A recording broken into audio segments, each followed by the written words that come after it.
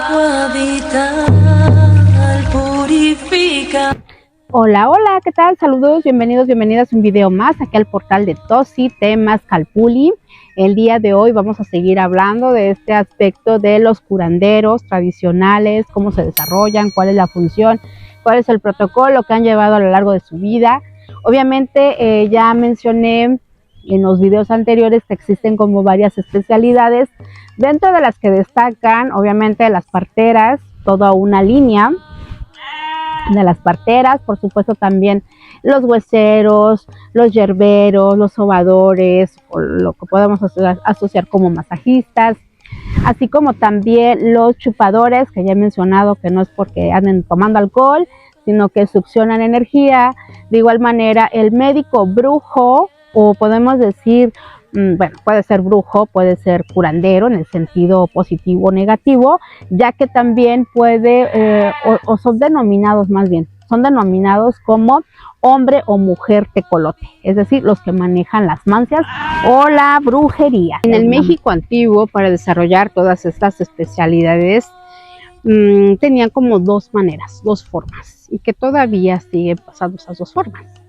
Por ejemplo, la primera por medio del tonalama, la cuenta calendárica, qué actitudes tenía cierto curandero, curandera, es decir, desarrollar sus dones naturales que venían ya de nacimiento. Recordemos que somos códigos y esos códigos hay veces los explotamos o los dejamos de paso, no les hacemos caso. Bueno, eso era con el tonalama, para ver sus cualidades si era desarrollado desde temprana edad. Pero también estaba la otra parte como una raíz familiar, una saga familiar. En esta también era desarrollado a cierta edad, digamos después de los 13 años, ya era desarrollado en estas áreas brujilescas, digamos en cuestiones de curanderismo. Y esta parte familiar de alguna manera ayudaba a seguir por medio de la tradición familiar. Eso es hereditario, pero también había otra opción, por ejemplo, que eso ya se dio después de la conquista. Por ejemplo, cuando algún curandero muy joven tenía ciertas aptitudes, obviamente no iba a ser diagnosticado después de la conquista, le iban a tachar como loco, persona esquizofrenia, así como algún desorden que tenía esta persona por estar viendo entidades que los demás no percibían, por supuesto. Entonces, de ahí, ¿qué sucedía para desarrollarse? Normalmente era por cultura, es decir, se trataba de orientar o encontrar a un curandero para poder desarrollarse en esa área. A lo mejor no a los 13 años, sino que a una edad madura, o, ¿no? Porque antiguamente no estaba tan abierto todo esto como hoy en día. Recordemos que el curanderismo no es un área fácil, ninguno de los niveles, desde la partería, los yerberos, los hueseros, hay que desarrollar una sensibilidad en cada una de estas áreas. Y era lo que sucedía en ese entonces y que sigue sucediendo en el aquí y en el ahora.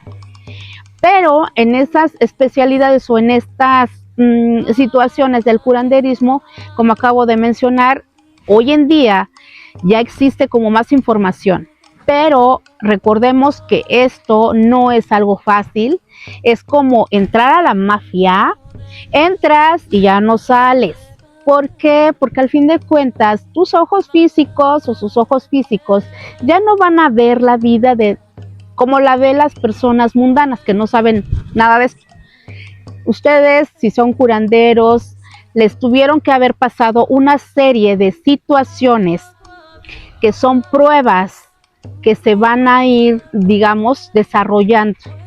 Por ejemplo, antes de ayudar a alguien a enfrentar sus demonios internos o externos o posesiones y de esto, primero hay que enfrentar a los demonios propios para poder ayudar a los otros. Si no, de nada sirve querer exorcizar a alguien cuando uno no se ha podido exorcizar. Entonces, por eso menciono, aquí es como entrar a la mafia, entras y ya no sales, definitivamente. ¿Por qué? Porque ustedes van a tener el conocimiento que allá afuera no lo tienen.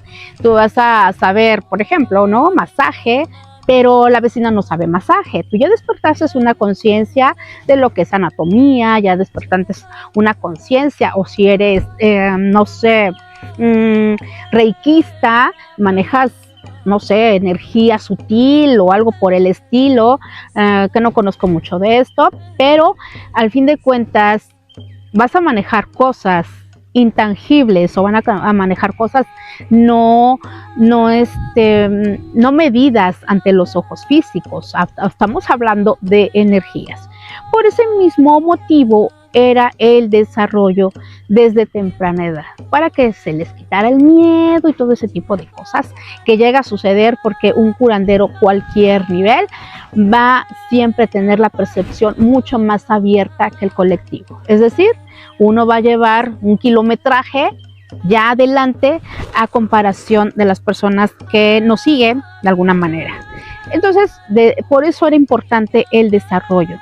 Sí, toda esta parte de desarrollar de los curanderos es todo un tema muy apasionante, frustrante, agotador y nada entendido. En el sentido, por ejemplo, si una persona tiene estas capacidades hoy en día y no es canalizado correctamente, pues obviamente va a tener sueños proféticos, traducidos como pesadillas, se le sube el muerto, así como también, pues que si se le sube el muerto es porque el muerto piensa que puede posesionar su cuerpo y pues no está viendo que el curandero no es ¿cómo se llama? ¿Cómo se les dice ahorita a las personas que prestan el cuerpecito? Canalizador. Sienten que les hablan, o sea, personas o entes que les hablan, una serie de situaciones que tienen que superar, como acabo de mencionar, para enfrentar a sus propios demonios colorados del curandero. Y cuando no es canalizado de una manera correcta, obviamente van a terminar en los psiquiátricos por ser incomprendidos, por ser personas que pueden percibir mucho más allá lo que el género colectivo humano mundano no reconoce y no está avalado por la ciencia, porque tienen muchas capacidades. Alguna vez vi en un video de Rusia, en un psiquiátrico donde andaba flotando, ¿cómo se llama? Pues ¿cómo se dice? Pues no son clientes, son un paciente andaba flotando ahí en ¿cómo se llama? En la sala en su cuarto, donde reposa o descansan los que están en el psiquiátrico. Y yo dije, qué padre, un curandero en potencia, pero mal canalizado, porque obviamente estas personas canalizan energía y pues estaba poseído, porque tienen esa capacidad de canalizar, pero hay veces que canalizan cualquier cosa, y si hubiera sido desarrollado de alguna manera más estructurada dentro de la tradición, también de Rusia, porque ya también se utiliza mucho estas mancias, pues obviamente sería un curandero en potencia. Así de simple. Entonces, los curanderos se tienen que desarrollar precisamente para enfrentarse a retos, porque van a comprender mucho más al paciente, van a saber qué es lo que necesita ese paciente, pero obviamente muchas veces se van desarrollando o van conociendo en la medicina tradicional mexicana. No todos duraban, porque el reto es difícil. Muchos dicen, es que tus guardianes no te van a permitir. No, es un grado de desarrollo humano propio para poder ayudar a los otros. Cuando ya no tienes la vocación, la misma energía te va cerrando las puertas y te dedicas a otra cosa, más mundana, más simple, más sencilla. Y los que lograban terminar, pues obviamente querían aplicar estas energías, y pues sí, hay veces sí les iba bien, hay veces que en una ocasión se fueron a limpiar a un teocalli, no pudieron dormir en toda la noche, pues obviamente tanto muerto, tanta energía ahí, es difícil, ¿no? O sea, ustedes van a aprender cosas, pero no las apliquen en lugares que no conocen, porque no sabemos qué puertas están abiertas. Por este motivo, cuando se desarrollan, tu misma energía te va diciendo como para dónde vas. Si nos vamos a los 4 movimientos del Nahui Olin, nos está indicando que el 52% se van a ir las personas que les gusta dar masaje, las sobadas, los ajustes, ya sea manteados, ya sea, por ejemplo, el acomodo del bebé. Ahí se van las parteras, que son ajustes de la estructura ósea, por ejemplo, la subida de ovario, de los testículos, el acomodar la cadera con estos ajustes. Esto es la parte netamente de la materia, entonces esos órganos para seguir su función. Entonces ahí se quedan obviamente los masajistas, las parteras, los hueseros, los sobadores. En ese 52%, que es lo importante, la materia. Después nos vamos al 26%, ahí se van a quedar obviamente los yerberos, por supuesto, se van a quedar, ¿qué más? Sí, los yerberos, las hierbas, prácticamente toda esa parte de infusiones, porque habla de la parte química de las plantas, de la parte que lo que funcionase una planta, independientemente si es ¿cómo le dicen? Plantas mágicas y demás, no. En su parte estructura química, al entrar en el cuerpo, nos volvemos la planta y entonces empieza la planta, sabe para qué órgano se tiene que ir. Por ejemplo, una planta amarga, pues obviamente va a limpiar tracto digestivo y va a ayudar mucho a hígado. Una planta para sistema nervioso, la pasiflora, pasionaria, se va a ir a esa área, sistema nervioso, y va a relajar todo el cuerpo. Entonces cada planta tiene una memoria, y más si le brindamos esa información de para qué la queremos, pues va a ser como mucho más fácil de que haga su labor. Y después está el 13%, que es Huitzilopochtli, si podemos decirle que es el sur. Y por supuesto aquí se encuentran los sopladores, somos los guías de Temazcal, los temazcaleros. Es aquí donde se encuentra, donde se empieza a lavar las aguas internas y también un coco wash de repente, y por supuesto superar ese numeral que es el 13, que es el 4, que es limitante, y ser más flexible y todo lo que conlleva el Nahui en esta área. Entonces ahí el vapor y toda la conexión que se hace dentro de del recinto del Temazcal como un medio terapéutico medicinal. Y después al 9%, por supuesto, donde se encuentran los hombres o mujeres tecolotes, o también llamados hoy brujos o brujas, porque al fin de cuentas antes no existía la palabra de brujería, eran los malos aires, que ya lo hemos mencionado, en algunos de los videos. Entonces aquí, ¿qué era lo que se desarrollaba o dónde se quedaban aquí? Pues obviamente, bueno, donde se quedaban los tipos de curanderos, pues obviamente los que manejan la cuestión de lectura de maíz, por ejemplo, las limpias con fuego, las preparaciones de las ceras, los muñequitos, los fetiches, digamos, todo ese tipo de situaciones esotéricas, místicas del antiguo México. Por supuesto, antes usaban otro tipo de elementos, pero ahora se utilizan mucho las ceras, los rezos, no son rezos como Padre Nuestro, nada de eso, son rezos como muy específicos para ayudar, como un canto florido, con congruencia para la persona, así como también aquí se van a encontrar lo que es Xochipilli, por ejemplo. ¿Por qué? Porque él es el que gobierna de alguna manera todas estas plantas sacras. Ya dijimos la parte química, pero acá es la planta sagrada para encontrar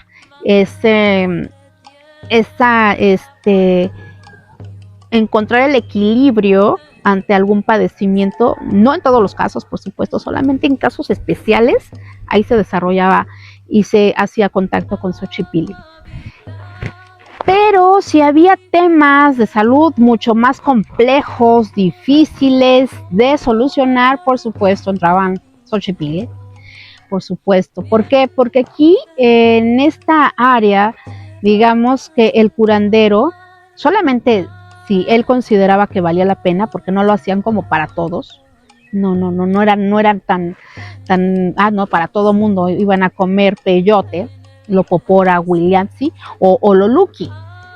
Por ejemplo, la Loluki, la turbina corimbosa, no a todos se les iba a dar esas plantas, o el médico o el curandero iba a comer esas plantas para deducir el problema, de dónde provenía y darle solución. Y hay veces en esas mismas plantas también hablaba si había un tipo de trabajo de lado para la persona, daba la receta la misma planta. Y al año, un día, ya se empezaba, digamos, en el proceso, iba sanando, pero al año, un día, o al año más o menos, empieza a establecerse la persona. Entonces, eran prácticas bastante complejas, digamos, en muchos sentidos, para deducir muchas de las enfermedades. En el pensamiento antiguo, en estas cuestiones de salud y enfermedad, o en equilibrio físico, o desorden biológico, mental, emocional, espiritual, o cualquiera que fuese, había como una determinación a hacerle entender al paciente de dónde provenía dicha temática. Obviamente, si te van a sacar un tonalama, ahí se veía de alguna manera el caos que podía ser, de dónde podía provenir el caos. Parte de todo esto, pues obviamente era físico, emocional, espiritual, mental, o sea, agarraban todo para poder encontrar ese 100% de equilibrio. De lo que sí me acuerdo es que, por ejemplo, con Tlazonteo o cualquier otra de las divinidades, tenía que haber un aspecto higienista para el tratamiento cualquier desorden. Por ejemplo, eran las sangrías, los baños de temazcal, para, digamos, reconectar o liberar un poco esa tensión que está en el cuerpo. Entre ellas, pues obviamente las ventosas, los masajes y todo las terapias habidas y por haber, todas eran aplicadas. Es decir, alguien que tenía cualquier desorden, una depresión, pues obviamente sangrías, por supuesto, masajes para liberar y movilizar ¿cómo se llama? La linfa, sacar las toxinas, y por supuesto también ventosas, limpias de fuego para poder equilibrarse. Pero también está la área, digamos, en donde había temas mucho más complicados, en donde había los hombres tecolotes o curanderos ya más específicos, que no en todos los casos aplicaban el uso de las plantas sacras.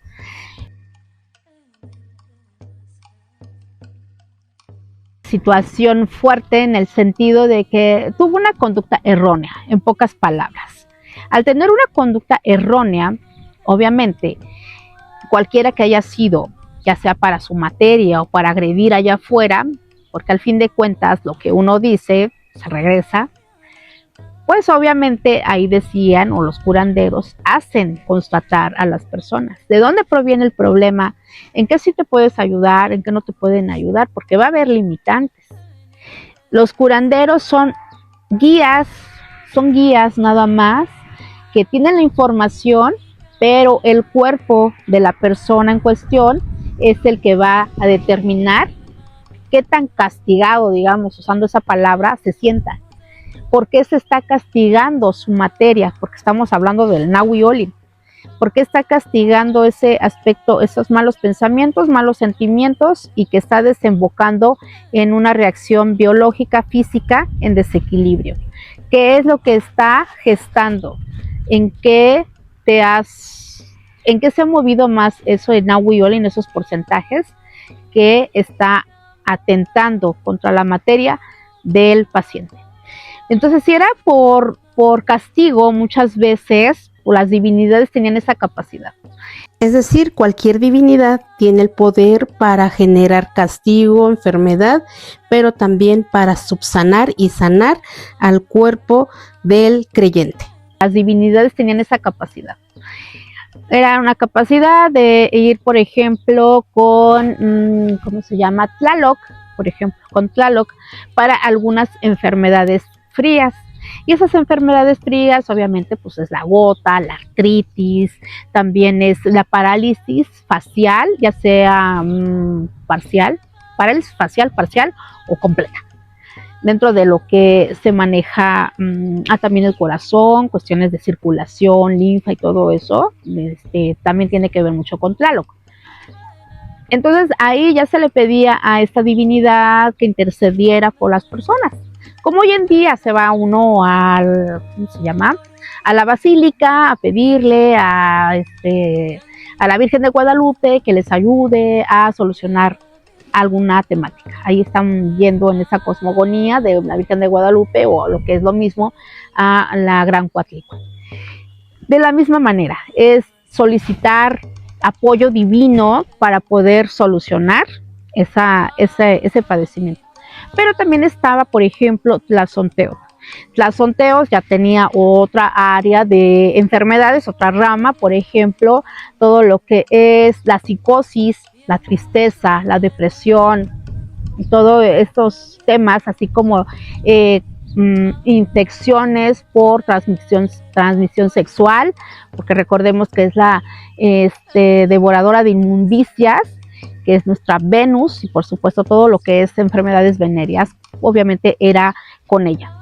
Era para desarrollar ese vínculo con esa divinidad, y que Tlazonteotl también intercediera con otras divinidades para restablecer en alguna área de las que acabo de mencionar. Digo, existe mucho más, pero eso es como lo que yo ahorita recuerdo de Tlazonteotl. Una vez que el curandero, digamos, pronosticaba algunos desequilibrios, es importante mencionar que ellos tenían como varias técnicas para deducir, por ejemplo, si era enfermedad natural o era una enfermedad impuesta, digamos, malos aires, brujería y todo esto, por una serie de elementos como adivinatorios. Es decir, se usaba el maíz, la lectura del maíz, se utilizaba, por ejemplo, también el tabaco, ya sea fumado o untado también, las cuerdas o lazos, los mecates, también mojados, hacía como una especie de registro o de lectura, muy similar a lo que hacen los santeros cuando hacen registros, muy similar. También era utilizado, por ejemplo, el vaso con agua, cuarzos, o sea, toda una serie de elementos para poder pronosticar o deducir más bien, como acabo de mencionar, si era una enfermedad biológica ya por una degradación química o era algo impuesto. Pero también ahí se deducía si era brujería impuesta por alguien más o autobrujería. Es decir, hay personas que hacen magia, pero no conocen los protocolos ni nada por el estilo, y en lugar de conjurar para alguien más, pues salen conjurados a ellos mismos o ellas mismas, y ya después empiezan a tener una serie de complicaciones, y que eso el mismo curandero en la actualidad también lo sabe detectar y dice, usted hizo esto y esto, ay no, ¿cómo cree? Pero sí, el mismo cuerpo siempre va a poner evidencia lo que esté sucediendo físicamente, emocional, espiritual, energético. Está haciendo mucho aire. Y aquí es donde entra, por ejemplo, lo que acabo de mencionar de Xochipilli, que era tener una visión florida. La visión florida es dar como el sueño, por medio del sueño, las respuestas a todos estos temas, digamos, de bloqueo para el paciente, definitivamente. Recordemos que, nuevamente les vuelvo a mencionar, que somos una especie de código. Entonces nuestra energía es un codes, como un manuscrito. ¿Sí? Ya hemos hablado creo que sí hemos hablado de los códices.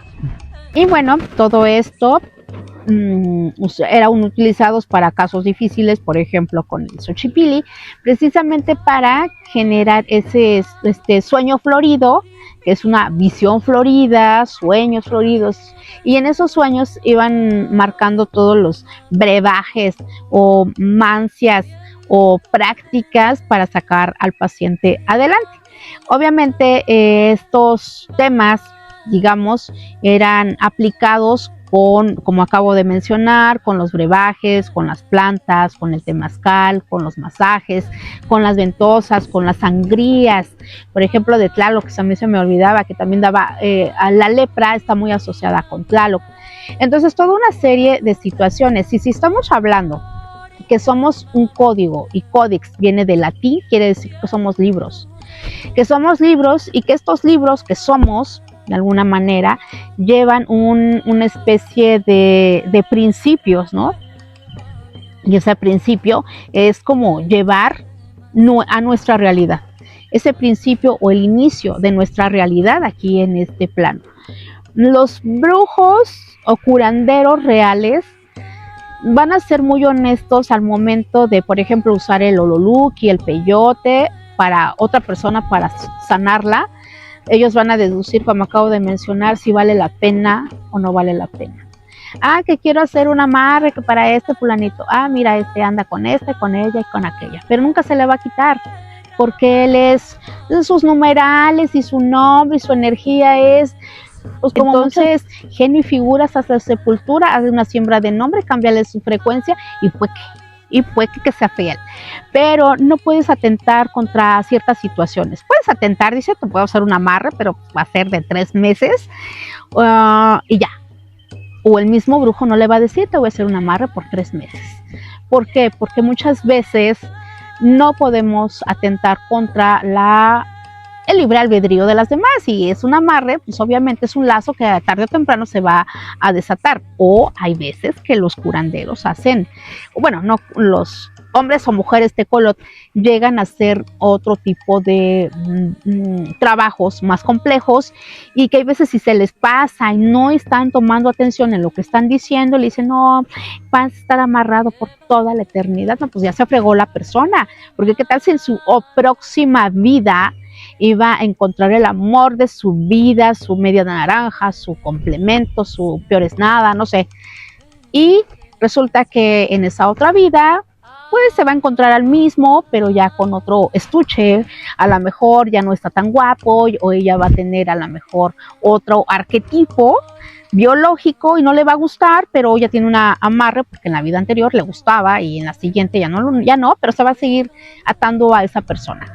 Entonces hay muchas cosas a nivel energético de esos lazos negros, lazos luminosos o lazos negros que uno viene todavía arrastrando. Entonces aquí ya entra muchas cosas que los curanderos sí dicen, sí puedo hacer esto o no puedo hacer esto, vale la pena o no vale la pena, porque es energético, y energético no se ve, sucede, se moviliza, pero hay veces que no es tan conveniente, lo que mencionan muchos de los curanderos. Como decimos, dentro de la etnomedicina, usando el esquema básico del Nahui-Olin, los curanderos van deduciendo dónde van a ir colocando cada una de las terapias, en qué, digamos, por dónde van a empezar, ya sea por ayunos, enemas, purgas, limpias, sangrías, ventosas, masajes, pues lleva todo un protocolo. ¿Qué les parece si hacemos algunos videos? Bueno, algunos videos de todas estas prácticas ancestrales que se han utilizado a lo largo y a lo ancho de la República Mexicana, o de las que yo conozco, y para darlas a conocer y que se sigan preservando desde YouTube, al fin de cuentas, ¿no? Porque muchas veces es difícil que las personas vayan a los lugares que lo sepan hacer, y al menos para que tengan la noción de cómo se hace un enema, cómo se hace una purga, cómo se hace una ventosa de las tradicionales, o las gamas de tradicionales de ventosas. Como que también, bueno, ustedes dejen en los comentarios por dónde empezamos a realizar esto, o también voy a hacer mi carambola de sacar qué es lo que puedo empezar. Y con eso terminamos el video de hoy. Suscríbanse al canal y compartan este video. Nos vemos en el siguiente. Hasta entonces, que estén muy bien.